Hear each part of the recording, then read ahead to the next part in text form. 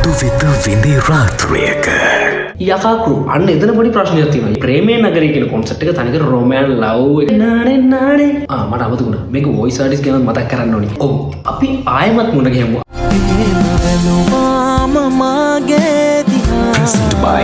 Hi guys, මට ඕනුනා මං කරපු වැඩ ටික ඔයාලත් එක්ක බෙදා ගන්න. හරි.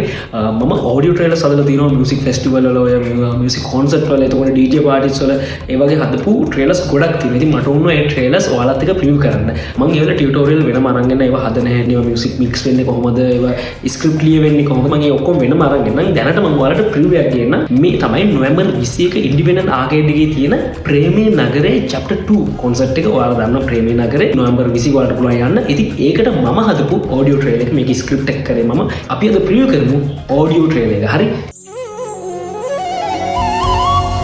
ප්‍රේමණීය මිනිසුන් මුණ ගැසෙන ප්‍රේම පාරාදීසය ප්‍රේමයේ නගරය මතු වෙත විඳි රාත්‍රියක ඔව් අපි ආයේ හමු වෙමු. මුලින්ම මම කියන්න ඕනේ අපි ට්‍රේලර් එකක් ලියද්දි අපි දැනගන්න ඕනේ මේ කොන්සෙප්ට් එක මොන වගේ එකක්ද මේ කොන්සෙප්ට් එක තියෙන්නේ මොන ෆ්ලෝ එකේද. එතකොට මේක රොමෑන් එකක්ද ලව් එකක්ද නැත්නම් පොඩි රෙගේ එකක්ද නැත්නම් ඕල්ඩ් ස්කූල් එකක්ද ලෙජෙන්ඩරි එකක්ද මොකද ඕල්ඩ් ආටිස්ට් කෙනෙක් කරන කොන්සෙප්ට් එකක්ද කවුද මේකේ ආටිස්ට්ලාගේ ලයින් අප් එක කොහොමද කියලා පොඩි රිසර්ච් එකක් කරන්න ඕනේ මේ කොන්සෙප්ට් එක ගැන. ඊට පස්සේ ඒක ෆ්ලෝ එක හොයා ගන්න ඕනේ. මේ ෆ්ලෝ එක අනුව තමයි මේකේ ට්‍රේලර් එක අපි නිර්මාණය කරන්න ඕනේ. ප්‍රේමේ නගරය කියන කොන්සෙප්ට් එක තනිකර රොමෑන් ලව් එකත් එක්ක පොඩි හැපනින් මූඩ් එකක් තිබ්බ. ඒ අනුව තමයි මම ස්ක්‍රිප්ට් එක ලියලා තියෙන්නේ. මේ අනේ chapter 2. එතකොට මට ඕනේ නෑ මේක අමුවෙන්ම season 2 chapter 2 කියලා දාන්න. මම කරේ මදුවිත විඳි රාත්‍රියක ඔව් අපි ආයෙමත් මුණ ගැහුවා. අපි ආයෙමත් කියන වචනය ඇතුලේ මේක season 2 කියන එක හෝ මේ ඊළඟ concept එක කියන එක ඇතුලේ තියෙන එකට client කැමති වුණා. හරි.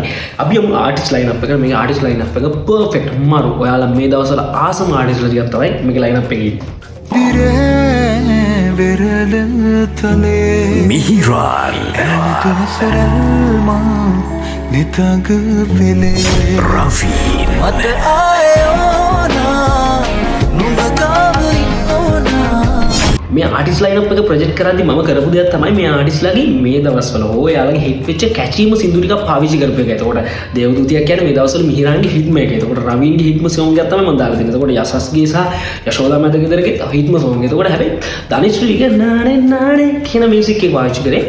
ඒ මියුසික් එකේ අද්දිම දන්නවා මේ ධනිශ්‍රී කියලා. අන්න ඒ නිසා තමයි ධනිශ්‍රීට මම ඒක යූස් කරේ. ඉතින් යුකිලාගේ එහෙමම යකාකු අන්න එතන පොඩි ප්‍රශ්නයක් තියෙනවා. යකාකු කියන්නේ සාමාන්‍ය වෙන වයිබ් එක පොඩ්ඩක් ටෆ් එපික් ටයිප් එකේ බැගින් කරන ටීම් එකක් තමයි යකාකු.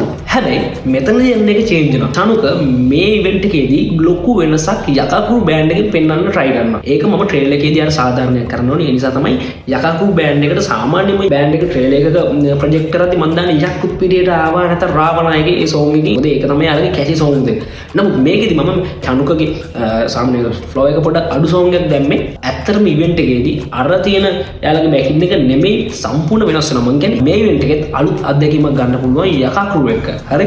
නොවැම්බර් 21 වෙනිදා සවස් 7ට ආකේඩ් ඉන්ඩිපෙන්ඩන්ට් ස්ක්වෙයාර් හිදී ප්‍රේමයේ ප්‍රවේශපත්‍ර මිලදී ගන්න අමතන්න 071 1351 865 ඔන්ලයින් ආසන වෙන් කරවා ගන්න පිවිසෙන්න ticketministry.com වෙත. ඔයාගේ ආදරේ අමතක නොවන මතකය ප්‍රේමයේ නගරය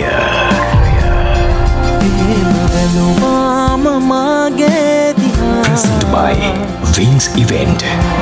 ඉතින් මං කියන්නේ ඔයාලගේ ආදරේ තමතක නොවන මතක එකතු කරගෙන ප්‍රේමේ නගරේ බලන්න යන්න. හරි.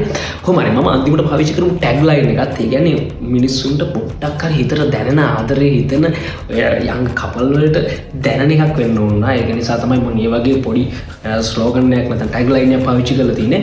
මට අමතකුණා. මේක වොයිස් ආටිස්ට් කෙනෙක් මතක් කරන්න ඕනේ. එයා තමයි විශාල. ඔයාලා අහලා ඇති ලංකාවේ ප්‍රධාන FM නාලිකාවක ආදරණීය ප්‍රෝග්‍රෑම් එකක් කරපු ප්‍රසන්ටර් කෙනෙක් තමයි විශාල්. එයාගේ වොයිස් එක තමයි පාවිච්චි කරන්නේ. මොකද මට එයාගේ වොයිස් එක තමයි මේකේ සෙට් උනේ. මොකද මම එයාගේ වොයිස් එක අහලා තියෙනවා සාමාන්‍යයෙන්. එයා පෞද්ගලිකව දන්නවා. ඒ නිසා මට එයාට හරියට මට ඕනේ රික්වයර්මන්ට් එක කියලා මට ඕනේ වොයිස් එක ගන්න පුළුවන් හැකියාව ලැබුණා. මොකද එයා මගේ යාළුවෙක්. ඒ නිසා මට එයාත් එක්ක කතා කරලා ඒ වැඩේ කරගන්න පුළුවන් වුණා. thank you Vishal. perfect ලස්සනයි. හරි.